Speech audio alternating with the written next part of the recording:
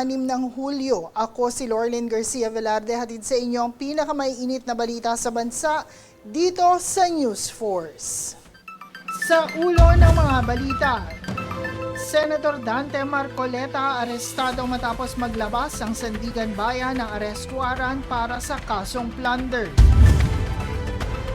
Senator Francis Escudero inihalal bilang presiding officer sa impeachment trial. VP Sara hindi dumalo sa unang araw ng impeachment trial. House Prose nilinaw na di matitinag sa tensyong dulot ng impeachment. Taas presyo sa produktong petrolyo posibleng umabot sa higit 3 piso kada litro. LPG rollback. Water level sa Angat Dam patuloy na bumababa. Metro Manila posibleng makaranas ng water interruption. Patas at pantay na balita, komprehensibong ulat para sa pulso ng masa. Ito ang News Force. Sa ating pangunahing balita, Senator Rodante Marcoleta arestado dahil sa kasong plunder na kanyang kinakaharap. Kung hindi umano'y tumanggap siya ng 75 million pesos bilang campaign donations noong nakaraang halalan na hindi niya idineklara sa kanyang salin. Nagtungo sa Sandigan Bayan si Senador Rodante Marcoleta Lunes ng umaga upang kaharapin ang plunder case na isinampa ng Office of the Ombudsman noong isang linggo. Ang pagpunta ni Marcoleta sa Sandigan Bayan aniya ay isang act of good faith at sa kanyang pagtungo naman doon ay inisyu na ang warrant of arrest sa senador. Ayon kay Marcoleta, hindi siya magtatago at kanyang haharapin ang batas at kailangang igalang ang batas. Ayon din kay Marcoleta, sinabi ng Sandigan Bayan na meron na silang determination ng probable cause kaya nakapag-issue ng warrant of arrest. Sa ibang balita, Senator Francis Escudero ang uupong presiding officer ng impeachment trial ni Vice President Sara Duterte matapos makakuha ng majority votes mula sa impeachment court. Sa mosyon ni Senator Lacson na italaga si Escudero, 12 senador ang bumoto ng pabor kay Escudero at 8 naman ang hindi pabor. Sa kanyang paunang talumpati, sinabi ni Escudero na hindi niya hiniling ang tungkulin, subalit kanyang gagawin ang tungkulin ng walang takot at kinikilingan.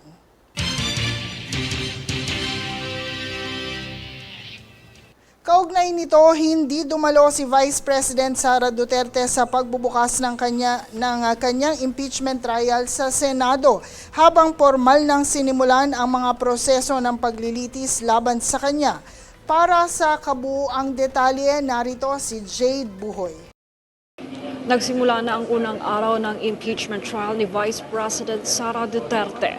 Dito namataan sa Senate Impeachment Court ang mga panig mula sa defense team, House prosecutors, maging ang mga senator judges. Sa kabila nito, nilinaw naman ang kampo ng bise na ang kanyang di pagdalo sa naganap na paglilitis ay bunsod ng paghahanda nito para sa paparating na bagyo.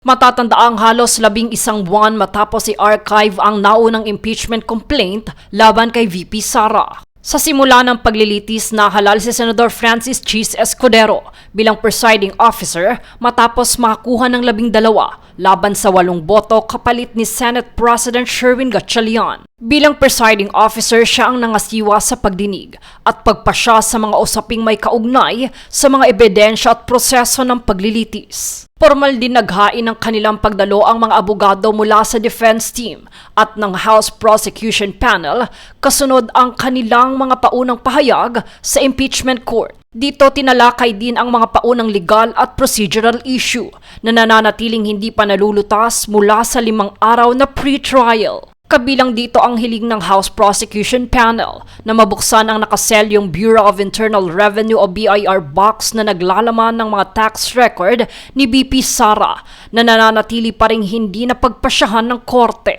Dito rin lilitisin ang 4 na articles of impeachment na kinabibilangan ng umano'y mali o hindi wastong paggamit ng confidential funds, hindi may paliwanag na yaman, mga irregularidad sa procurement at umano'y mga banta sa buhay ni na Pangulong Ferdinand Marcos Jr., First Lady Liza Araneta Marcos at dating House Speaker Martin Romualdez. Kasabay nito, nag-deploy ang Philippine National Police o PNP na tinatayang 6,000 pulis sa paligid ng Senado at iba pang mahalagang lugar upang tiyaking mapayapa ang paglilitis. Nananawagan din ang PNP sa publiko na iwasan ang pagpapakalat ng mali o hindi beripikadong impormasyon at anumang nilalamang maaaring mag-udyok ng karahasan o makasagabal sa maayos na pagtakbo ng impeachment trial. Naghahatid ng impormasyon mula rito sa Senado, Jade Buhoy para sa Golden Nation Network.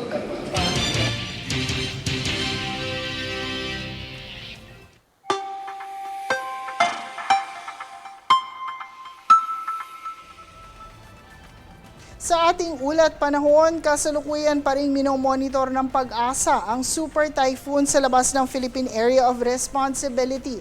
Tinatayang papasok ang tatawaging Bagyong Inday sa Martes ng gabi hanggang Miyerkules ng madaling araw at inaasahang magsisimula na sa Martes ang pagbugso ng hangin at ulan sa halos buong bansa na sasabayan din ng habagat.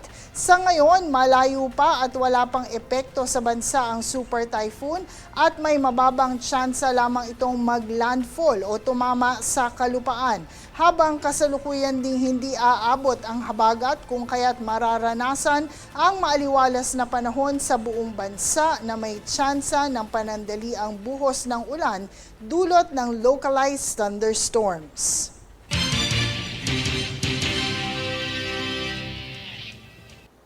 Susunod sa News Force. Unang araw ng impeachment nakatuon sa mga legal na usapin. Taas presyo sa produktong petrolyo posibleng umabot sa higit 3 piso kada litro, LPG rollback. Water level sa Angat Dam patuloy na bumababa. Metro Manila posibleng makaranas ng water interruption. Manatiling nakatutok para sa higit pang mga balita sa pagbabalik ng News Force.